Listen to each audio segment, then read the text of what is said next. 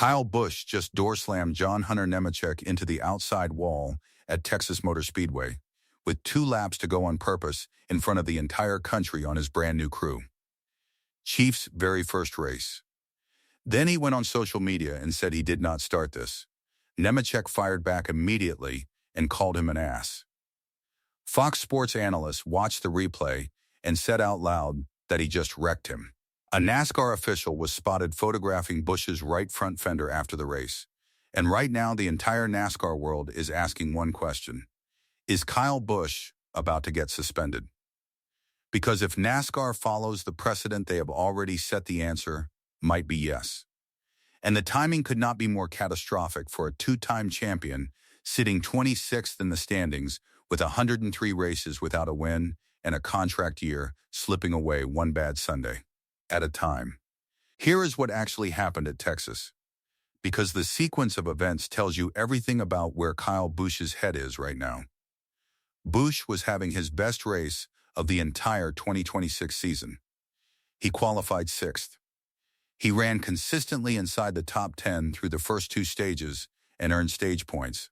He was doing exactly what his brand new crew chief, Andy Street, needed on Street's very first race, calling the shots on the number 8 Chevrolet. Then a late caution for Corey Haim's incident scrambled everything. Busch pitted for fresh tires and came out buried in traffic. When the final restart went green, he could not make forward progress. John Hunter Nemechek got past him as the field crossed the line with 3 laps remaining. That is when things went sideways in every sense of the word. Busch got back underneath Nemechek through turns 1 and 2. The 2 ran side by side, fighting for 12th place on the backstretch, and made contact. Busch's Chevrolet tagged the outside wall and took damage. That part is debatable. Both drivers were racing hard, and contact happens at Texas. But what happened next is not debatable at all. Nemechek worked his way around Busch entering turn 3, and Busch turned hard right and door-slammed the number 42 Toyota directly into the outside wall. Nemechek was sent hard into the barrier with significant right-side damage. Race over with 1 lap remaining. Kevin Harvick, watching from the Fox broadcast booth, said it out loud in real time. He said everything he saw right there looked like Kyle just turned into the front of the 42 car and then wrecked him deliberately. Clint Bowyer added that Nemechek had run top 10 all day and had great things going before ending up a victim on the final lap. The camera replays from every angle told the same story, and each one looked worse than the last. Here is the layer that makes this story even more personal and explosive. John Hunter Nemechek is not some stranger Kyle Busch has never dealt with before. Nemechek drove for Kyle Busch Motorsports for 2 full seasons in the Craftsman Truck Series. He won 7 races under Busch's ownership between 2021 and 2022.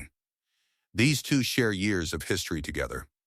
And now Nemechek is driving for Legacy Motor Club and having one of his best Cup Series races of the entire 2026 season when Busch ends his afternoon deliberately with 2 laps left. That history makes this hit entirely differently than a random incident between unfamiliar competitors. This was personal in a way that very few NASCAR confrontations actually are. Both drivers went straight to social media because neither was made available to the media in person afterward. Nemechek posted first. He said his day was going great, and he simply got wrecked. 3 words describe Busch that cannot be repeated here, but the message was completely unambiguous. He attached a replay video so the entire world could watch it themselves. That is a driver who is absolutely furious and making 0 effort to conceal it. Then Busch posted his response. He shared SIM tracking data from the incident and wrote that he did not start this. He claimed Nemechek does not know where the right side of his car is relative to the outside wall and said there was 2 feet of space available. Then he closed with a line that landed like a grenade in the middle of an already explosive situation. Always know who you are racing beside. That is not an apology. That is not a let us move on conversation. That is a warning delivered publicly for the entire garage to read, and NASCAR heard every word of it. Here is why the suspension question is not just fan speculation. The precedent is already established and crystal clear. In 2022, Bubba Wallace was suspended one race for intentionally wrecking Kyle Larson at Las Vegas. In 2023, Chase Elliott was suspended one race for intentionally wrecking Denny Hamlin at Martinsville. Both incidents happened on 1.5-mile tracks. Both involved a driver turning into another car on purpose in retaliation for earlier contact. Both produced immediate one-race suspensions with no warnings and no second opportunities. Kyle Busch drove into the door of John Hunter Nemechek entering Turn 3 at Texas Motor Speedway, a 1.5-mile track, with one lap left after contact in the same sequence. A NASCAR official was photographing the right front fender of Busch's car after the race. Officials do not do that unless they are seriously considering a penalty. NASCAR's announcement will come Tuesday or Wednesday, and if they follow their own established precedent, Busch could be watching Watkins Glen from his couch next weekend.